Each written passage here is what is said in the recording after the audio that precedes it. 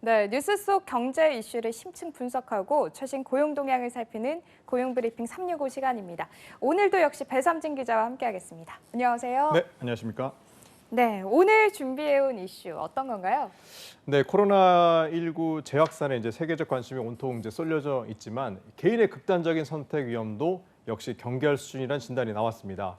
코로나19로 사회적 거리두기가 점차 길어지면서 확진 여부에 상관없이 우울감 등 심리적 어려움을 호소하는 이들이 급증하고 있는데요. 이른바 코로나 블루를 겪는 이들이 늘어난 겁니다. 우울감은 때로 이제 극단적 선택의 시도와 사망으로 이어지기도 하는데 이슈픽에서 짚어보겠습니다. 네, 말씀하신 것처럼 실제로 이 코로나 블루를 호소하는 사람들이 꽤나 많이 늘었다고 하더라고요. 그렇죠. 예.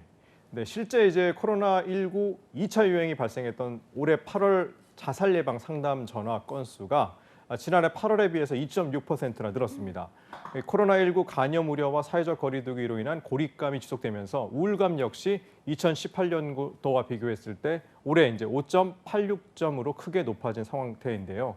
한국 트라우마 스트레스 학회의 조사 결과에 따르면 올해 3월에는 조사 대상의 9.7%가 자살을 생각한다고 답했습니다.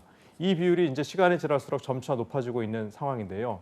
이 사회적 충격에 의한 극단적 선택은 견디어보다가 나중에 이제 한꺼번에 폭발하는 만큼 선제적 예방이 더 중요한 시점입니다. 네, 사실 사람은 사회적 동물이라고 하잖아요. 네. 좀 대화도 많이 하고 이런 시간을 충분히 가져야 하는 게 바로 사람인 것 같은데 그래서 지금 이런 코로나 블루 이런 현상이 더 가속화되고 있는 것 같습니다. 아무래도 사회적 거리두기하고 코로나 때문에 어쩔 수 없는 좀 상황인 것 같은데 그래서 일단 정부에서 대책 마련에 나섰죠. 네, 이제 정부에서는 언제라도 이제 마음의 문제를 터놓고 이제 상담할 수 있는 인력과 이제 대응 체계를 대폭 확충했습니다. 우선 일반 국민은 이제 스마트폰 앱으로 정신건강 자가 진단을 할 수 있도록 하고 또 국가 건강검진 우울증 검사 주기도 10년 중에 필요할 때 한 번으로 변경을 했습니다. 이게 참 정말 심각한 게 올해 상반기에 실제로 극단적인 선택으로 응급실을 찾은 분들도 꽤 많아졌다고 합니다. 이 부분에 대한 좀 대책 마련도 있을까요? 네, 이제 정부는 이제 자살 시도로 이제 응급실을 내원한 사람에 대해서 이제 사후 관리를 수행하는 의료기관을 이제 현행 67곳에서 88곳으로 더 늘렸고요. 아울러 이제 1차 의료기관에서 우울증 검진을 받고 정신건강복지센터나 정신과로 연계되는 경우 수가를 이제 부여하는 시범 사업도 실시를 하고 있습니다.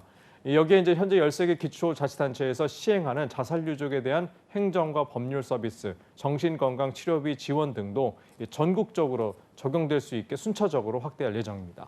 네, 이런 코로나 블루에 가장 취약한 계층이 아마 노인분들이 아닐까 싶은데요.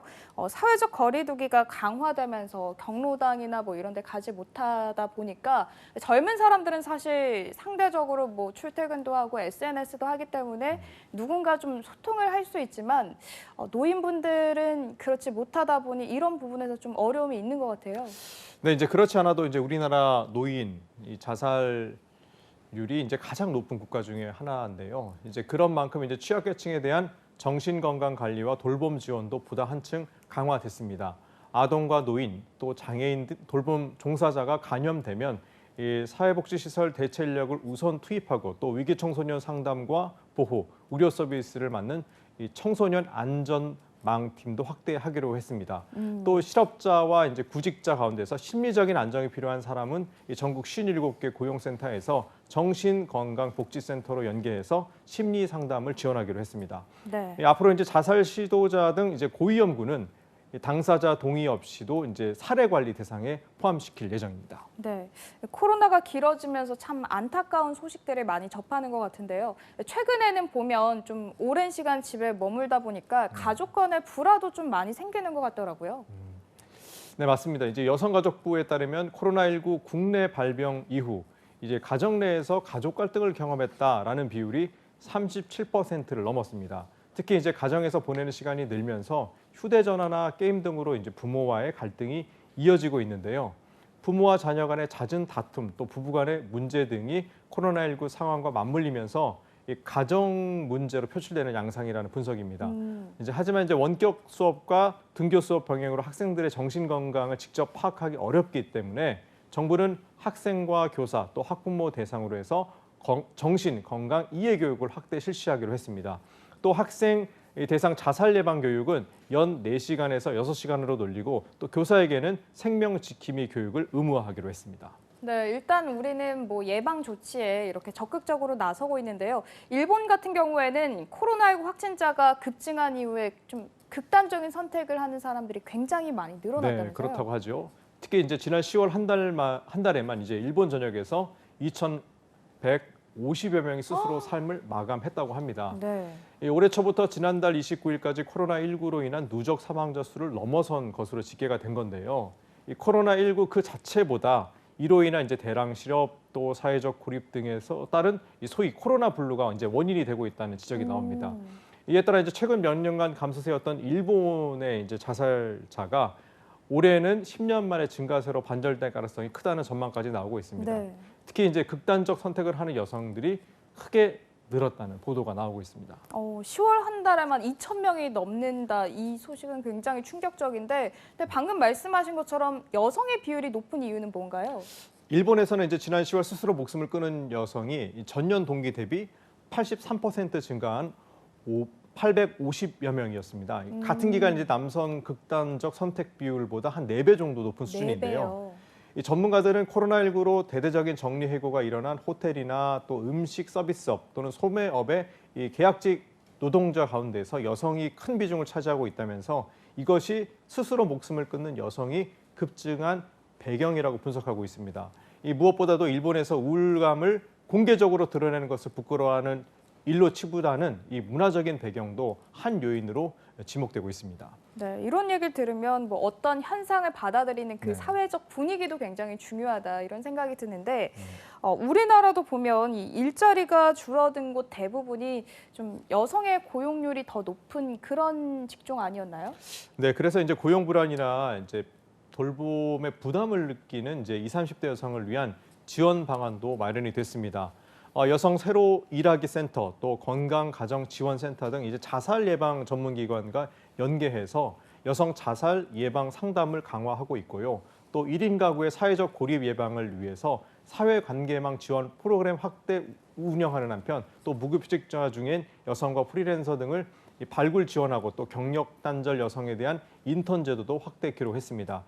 그리고 이제 돌밥이라는 신조어가 생길 만큼 돌밥. 그렇죠. 그렇죠? 네. 네. 코로나19 이후 여성에게 집중된 이제 돌봄 부담을 완화하기 위해서 이 아이 돌봄 서비스와 공동 육아 나눔터 등 이 서비스도 확대할 예정입니다. 네, 이 돌아서면 밥하고 돌아서면 밥한다 해서 돌밥이라는 신조어를 저희가 지난번에 한번 짚어본 적이 있는데 어쨌든 지금 이런 상황에서 내 주변 사람들에게 조금 더 관심을 기울이고 가지는 게 무엇보다 중요하지 않을까, 그런 시점이지 않을까 이런 생각이 듭니다.